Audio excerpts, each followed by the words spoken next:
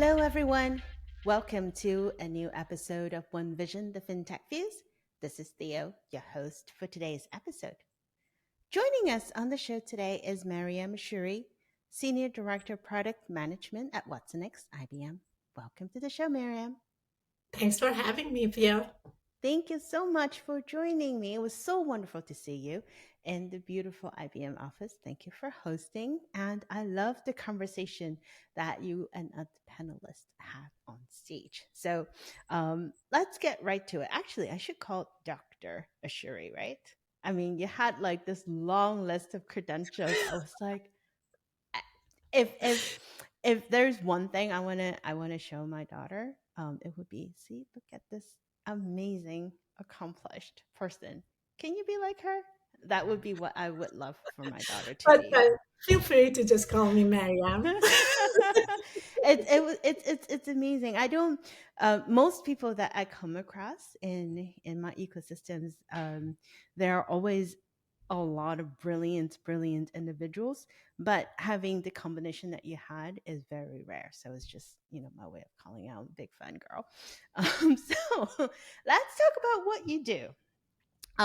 AI. And you started way before the current hype cycle. And I don't even know how else to call it when everyone is so excited about AI, but you started way before this. So, what drew you to working on AI, and how has that changed as the technology evolved through the years? Well, at the very beginning, it was a family influence. My older sister started that. She did Oh, her grad studies in artificial intelligence and robotics. I saw what she did. I liked that, and I basically just followed her path to get into AI. wow. And Okay. so she made it much easier for me, just to show me what AI is, and I just loved it. And I did the same thing with software engineering too. She did undergrad in software engineering. I just watched her and I liked, and I followed her path. So AI was the same. I actually went to the same program and same university that she went to.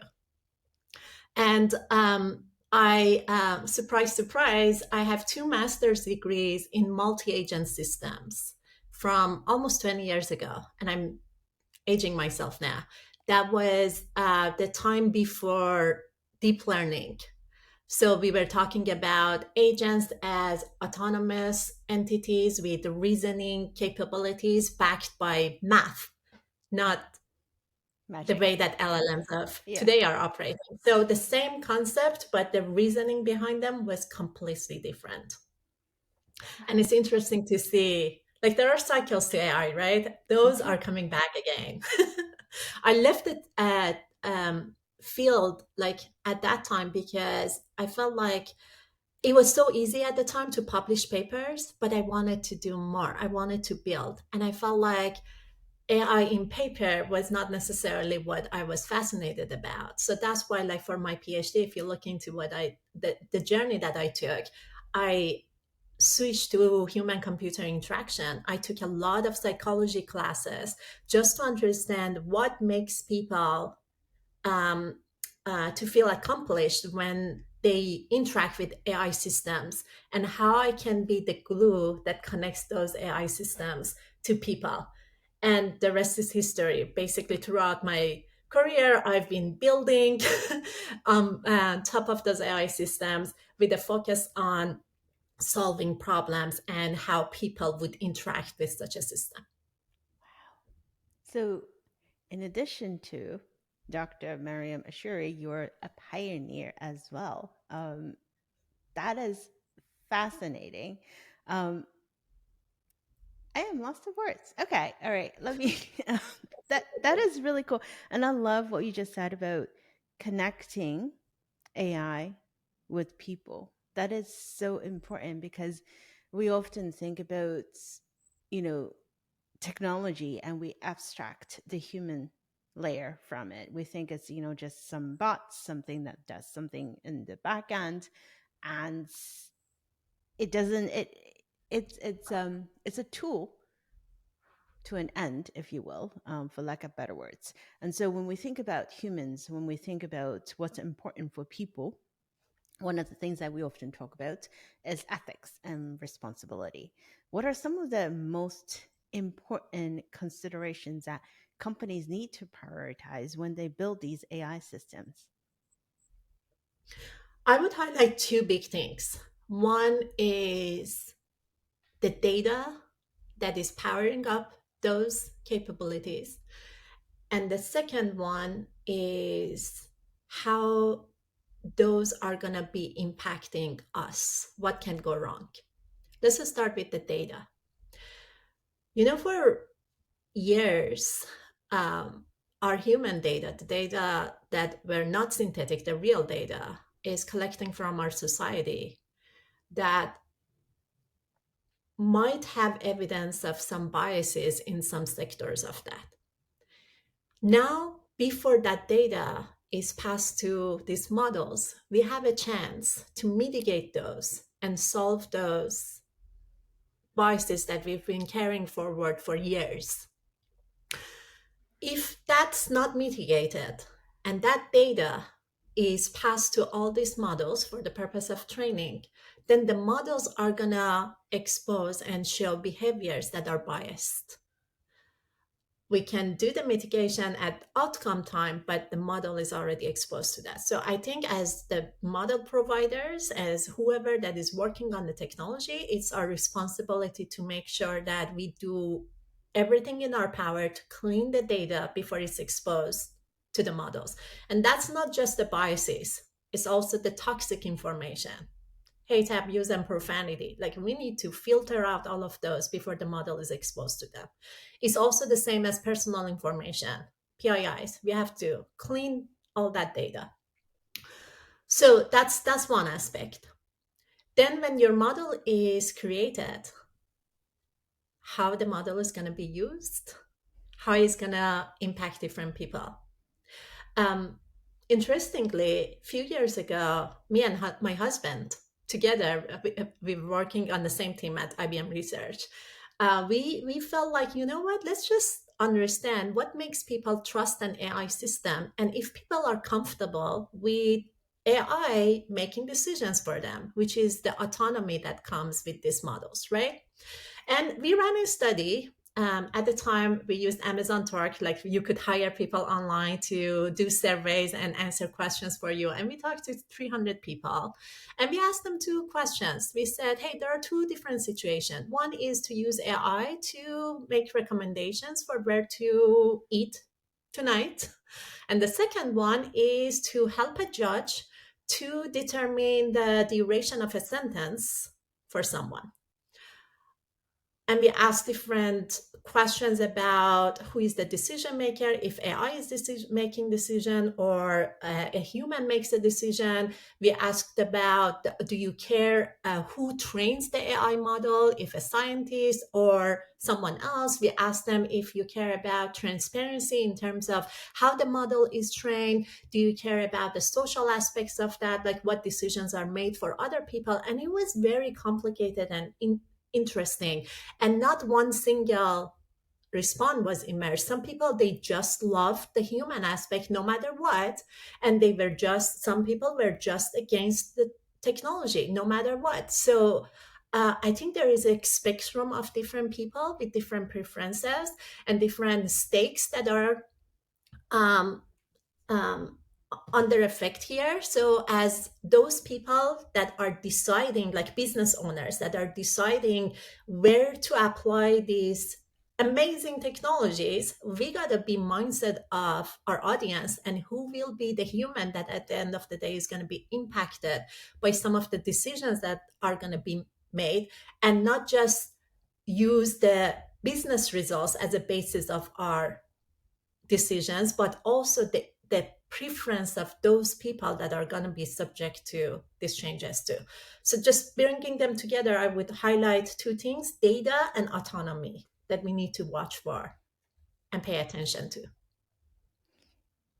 I can't agree more, especially with the second part. There has been numerous reports the last few months that has been released that look at the how much people trust the use of AI in businesses, and they did studies across different regions around the world. Interestingly, and I still don't quite exactly understand how that came about, but two different reports done by two different companies, one in North America, one in Europe, um, and they both show or seem to show that people in the US and the UK tend to trust the use of AI in business less. It was like about 30% compared to people that are in China and India, Indonesia, as well as some regions in Africa, where it could be up to 70% of the people trust the use of AI in business. And that was fascinating. It talks to your point, like about how people perceive the use of technology and their preferences. I didn't quite get to why, so many of us who have exposure to these technologies would actually trust it less compared to some other ones. That was fascinating, when you talked about studying psychology. I don't really understand how human minds work, but I think that that is something really interesting to dig into too. Yeah. Um, We are influenced by our experiences. So, yes. how we grew up, how much we were exposed to technology growing up. Like, what is the average age of people that you talk to? Like, maybe Gen Z is more comfortable with AI than Hmm. older generation. So there are a, there are a lot of variables involved Yes. that can potentially influence that 30% that you mentioned. So even though these studies is a good indicator of preferences that we need to Hmm. pay attention to, the actual number, I feel like you should dig into, like, how did Exactly they why and design the who. study? Yeah. Yeah, what was the variables and how those underlying variables that they tested were potentially influenced by different cultures, different countries, Hmm. Hmm. and the experiences. Yeah, the nuances, right? The details Yeah. that we need to dig into. I remember growing up in Hong Kong. Um, we love cartoons, Japanese cartoons in particular, animes. And my first quote unquote exposure, gosh, it's like talking about 50 years ago, were like these robots, right? And it's always very helpful robots that help, humans, help little kids solve problems or help bring peace to Earth. And when I moved to the US, this was back in the early 90s, and all of the movies that I would come across when it comes to across robots is always like robots attacking the earth, robots attacking a country. It was really interesting to see the difference. Like, I grew up looking at technology as, really cute, really useful, and I came here, I'm like, oh my god, this is a whole different way of exposure. But you were absolutely right. The lived experience is it absolutely influence how we perceive tech, um, even when we're in little kids.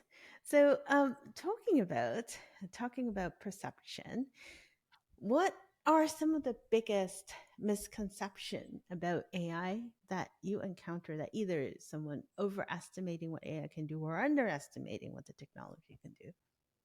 So many people are under this impression that AI is, at least in business, AI is here to solve all their business problems. Wait, it's not? Ouch. One good example of that is Gen AI. When they heard about generative AI, basically at the very beginning, they were asked to grab Gen AI, the CIOs and like the data scientists and the chief data officers to grab Gen AI and apply it on basically everything. And I'm like, hold on. um, there is a niche set of problems that generative AI solves that are not necessarily applicable to your traditional ML. So, for example, if you're using data to predict where to put a bike, Gen AI is not necessarily helping with that prediction. Gen AI can come in and help with the experience of your customers if they have a question, for example, because you can automatically help them to answer what they need from your policies or data or instructions or guidelines.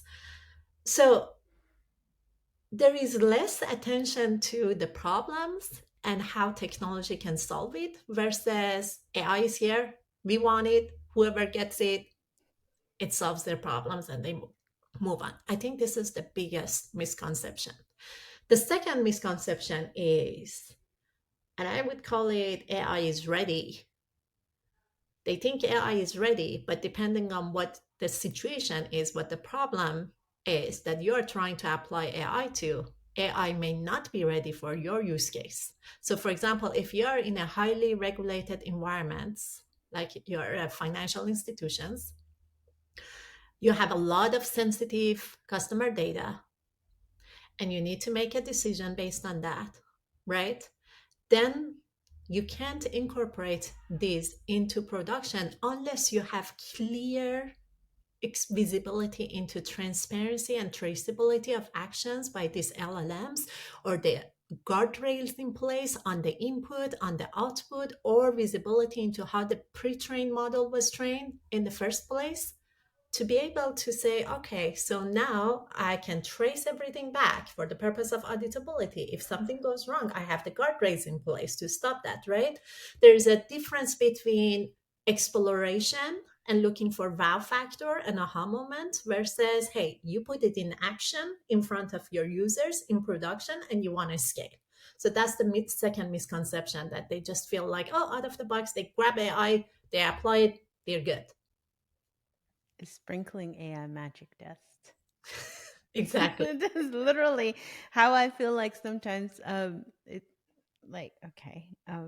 That that is the one thing I often thought about when people say, well, we need to come up with an AI strategy. And I always push back and say, what exactly do you need to solve for first? And let's start from there. And then let's figure out how we can go about solving it and the tool sets that you need and the technology you need to apply for. Um, I feel like oftentimes we do it um, in a slightly different priority, and understandably so, because there's so much pressure, there's so much fear of missing out, there's so much of, hey, the other institution down the street seems to be doing this, we need to catch up, otherwise we might risk falling behind. Which brings me to the next question, which is something that you guys have actually published quite a few studies and reports on. That's the one thing I do appreciate a lot. Is there are companies talking about, hey, we're doing X, we're doing Y, we're doing a lot of POCs, but moving beyond POCs to be able to put them in full production, that's a whole set of different challenges, from culture, from infrastructure, data readiness, human resource even. If you could give one piece of advice to organizations that are starting out, that are thinking about how do we even put our arms around this, what would that be? I would say that pay attention to two things. Okay. One is the cost Mm, optimization at the scale. There is a compute associated with LLMs. If you think about just the energy consumption and just protecting the earth, not even the business aspects of it. The larger the model, the more compute it requires, but the more powerful it is. Also, this larger compute translates to three things. One, an increased cost. Two, an increased latency, that's your response time. And three, an increased energy consumption and carbon footprint. So the trend that we are seeing in the market, and it should continue to evolve to that direction too, is start with a small LLM. Don't worry about the performance, but then tune it on your proprietary data, on your data for your target use case to get the performance that you need. Not a general purpose, oh, the model is applicable to a series of different things, and the model just knows because it's killing the compute. This is also amplified with agents because agents with some uh, planning capabilities, advanced reasoning they have, thinking capability that they have, they require additional compute. So I think we should be all responsible and think deeply about optimization of the stack, every layer of the stack, not just the model layer. Like, where am I going to deploy that? What model am I going to use? What is the size of that? What tools am I going to use? External, internal? What is the cost of that tool, right? And go all the stack. So that's the first one. Optimize, cost. I would call it cost performance optimization. And cost is not just cost, it's also energy consumption and basically compute optimization. And the second one is observability, clear visibility and transparency to the actions of these LLMs.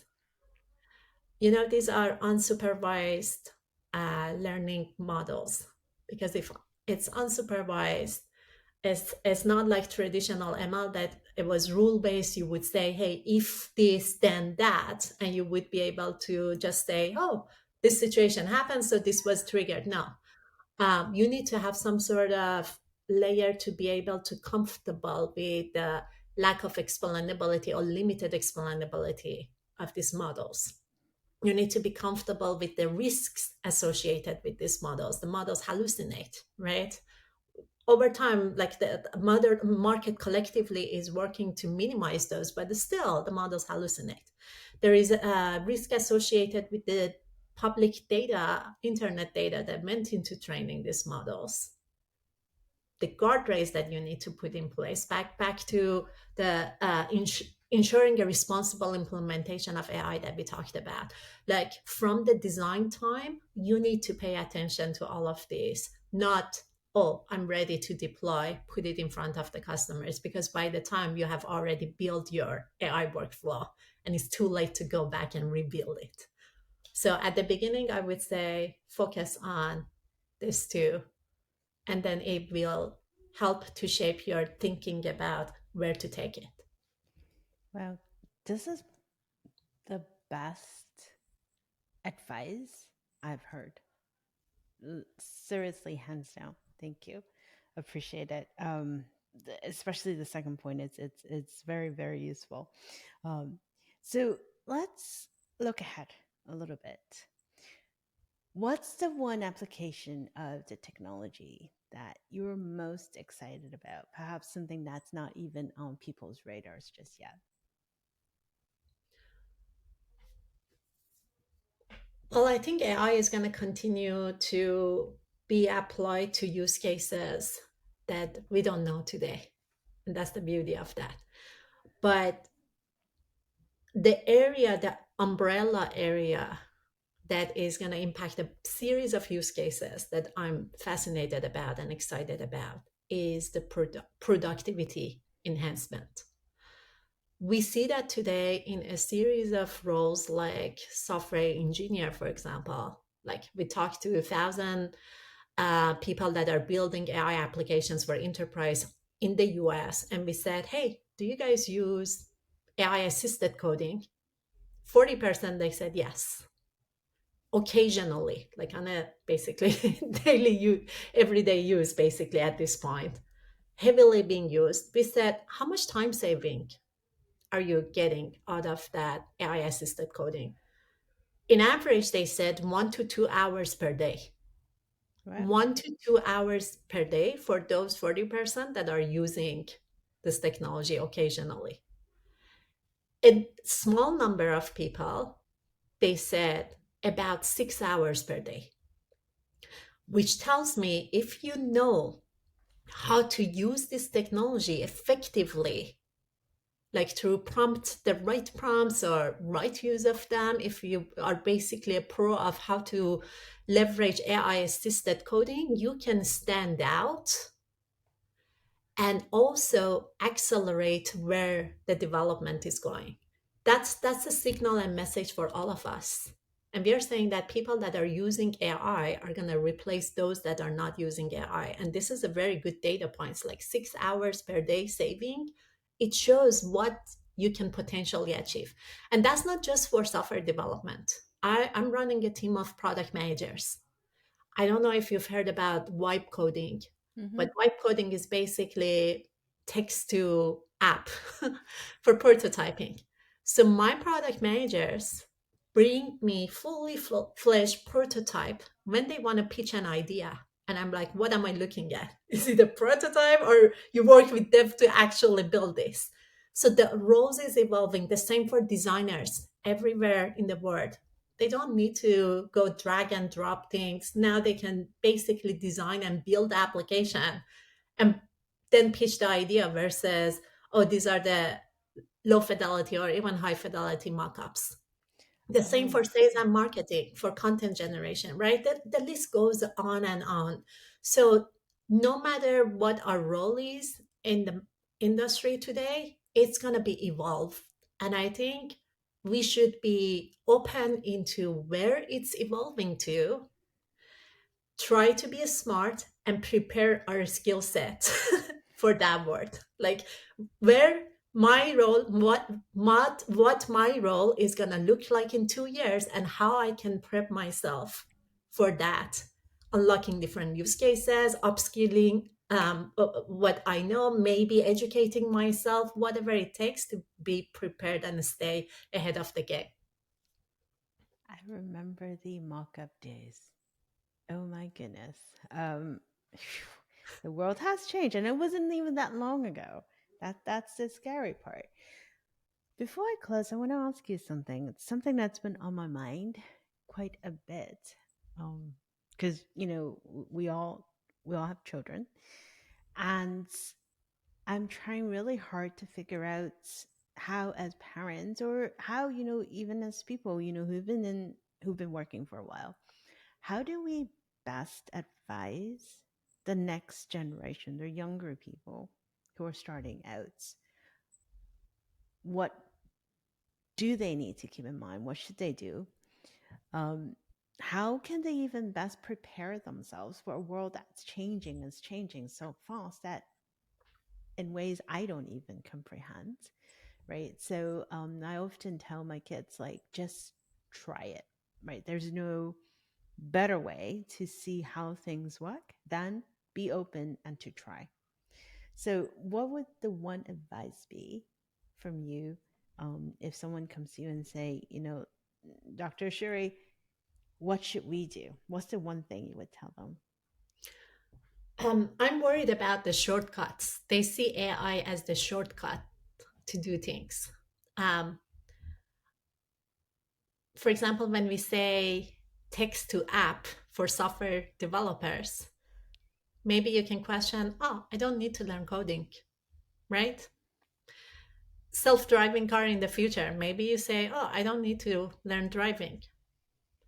It's the same for many things can potentially be automated by AI, but it's essential for them to learn those skills. I had a conversation last weekend with a parent that was enlightening. She said she had a 9 years old that is fascinated with coding, and he taught himself Python, and he's coding Python, and he made a very simple interface form that is asking for data. And I said, oh, maybe he's ready for AI assisted coding. Have you heard about this? A number of startups that I mentioned.